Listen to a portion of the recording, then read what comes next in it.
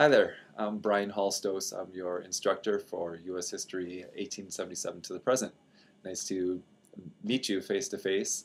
Um, just creating this video so that you have a chance to see and hear me. And also I wanted to go over a few things that might be easier to go over in this format rather than just through emails. Uh, I wanted to go through a few things. I want to talk about the quizzes and the discussion forums and the upcoming exam number one, and the paper. So I'll go through those four things, and then I'm going to also make a separate video for you that focuses on the paper. So you'll have a little bit more information about the paper, which may be useful, especially if you're getting confused from the handout that I've provided you with. All right, regarding the quizzes, um, there were a number of you who I think had some difficulties with the quiz. Don't be distressed. Don't worry too much about this first quiz. It was a first time.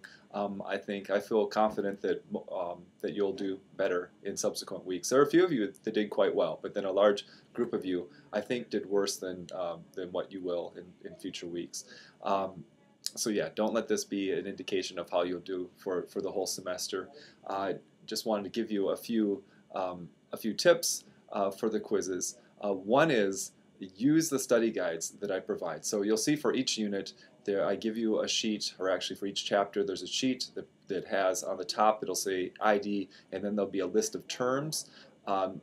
Those are the terms those are the only terms that could be used for the fill in the blank. If it doesn't appear on those sheets, it's not going to appear on the quizzes. So right there you were able to rule out a lot of possible terms and whatnot that might be appropriate for the fill in the blank.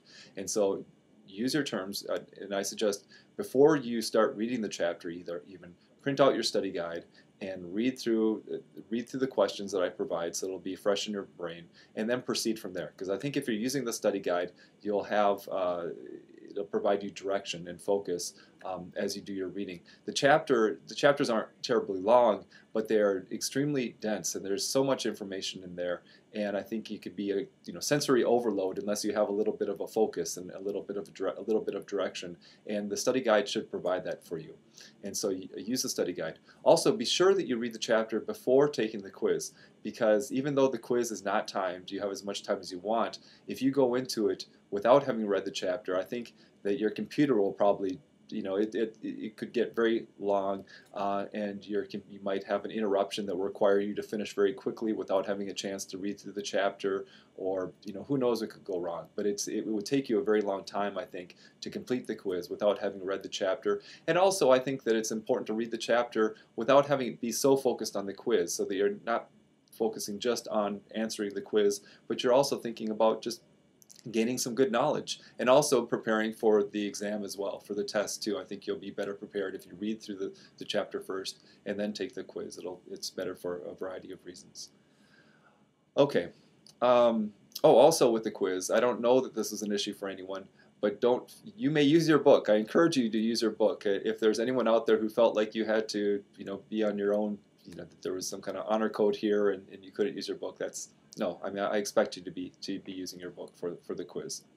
Also, there are a number of charts and graphs and images and short narratives that are included with our book.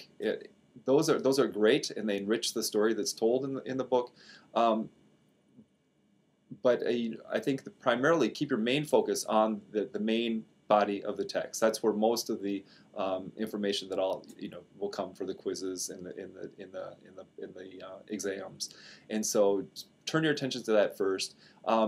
If you look at if there's a short blurb that's maybe a short story that's told from the perspective or it talks about one of the people that's included on the ID, yes, then it would be important to focus on. If George Washington, there's a section on George Washington, and George Washington is one of your ID terms. Well, yes, then you'll probably want to read that side blurb.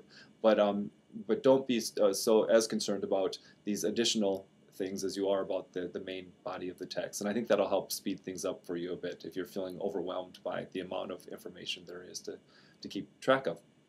Okay, regarding the discussion forums, I really enjoyed reading the first your responses. Your posts were great, and were just some great insights, and you demonstrate some great thought, and your responses to people's posts were really thoughtful. It was clear that a lot of you read each other's posts really well. I was very pleased overall with the group and how you responded. So keep it up.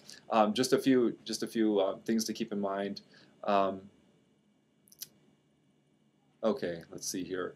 Oh, first off, I give you kind of a length limit. I say, make this at least 250 to 500 words. I think that might change a little bit from week to week depending on what we're focusing on, what film we're watching, or what website I've pointed you to. That may change, but I usually give the minimum because I think that's the least amount of space you'd need in order to say something that really gets you engaged in the way I want you to get engaged. So try to at least meet the minimum length requirement. Now, if the Spirit's moving you and you're feeling like writing, that's great. I mean, that's if you want to keep on going, that's wonderful. There really is no limit. You're not going to be penalized. It's great if you want to keep on writing. I simply give you kind of a range, so, ballpark range, but keep on writing if you want to write.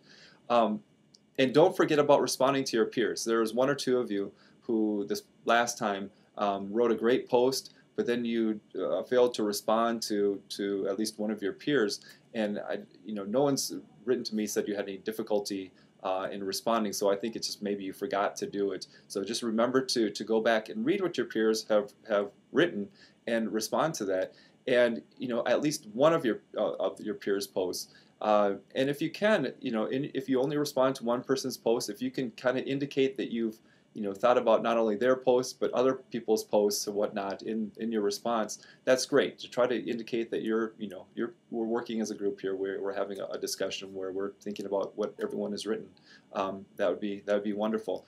Typically, each one of these discussion forums are worth 15 points, and usually I'm thinking the main post is about 10 points and the reply is about 5 points. That may vary a bit depending on if you give a really outstanding first post that might give you a little extra there. But the reply is important and significant, and so take that seriously, and you all did. So that was great. Okay, for exam number 1, just in case you're wondering, you will have anytime from November 21st, Monday, November 21st, until Sunday, December 4th. So you'll have those 2 weeks in which to take your exam. There may be some language in the syllabus or somewhere else on the site that gives you the impression that you need to go to a test site. And initially, that was what I wanted to have happen, but we're not going to do it that way. You can take it on your own computer, on your own time. It will be timed, and there'll be more coming about the exam in the future. But just want to make that clear that you'll have that window of time in which to take the test on your own computer. And then finally, the paper number 1, don't forget about that. That's also going to be due by the time that the test is due. It's due on Sunday, December 4th. Please don't wait to try to do both. I mean, please don't wait for either one, either the exam or the paper, till the final day or two. Try to think that both will require a significant amount of thinking and time. So don't wait till the last moment. I'm going to create a separate video for you here that goes directly over the paper. So check that out if you have any confusion about the paper assignment. All right, so I think that should do it. Again, just read your study guide and prepare, do your reading before taking the quiz, and keep it up with the discussion forum. It's been great so far.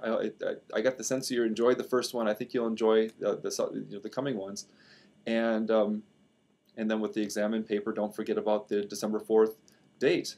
And if you have any questions, feel free to give me a call at 319-573-9748, which is on the syllabus, or send me an email. So nice to meet you in this way, and take care. All right, bye.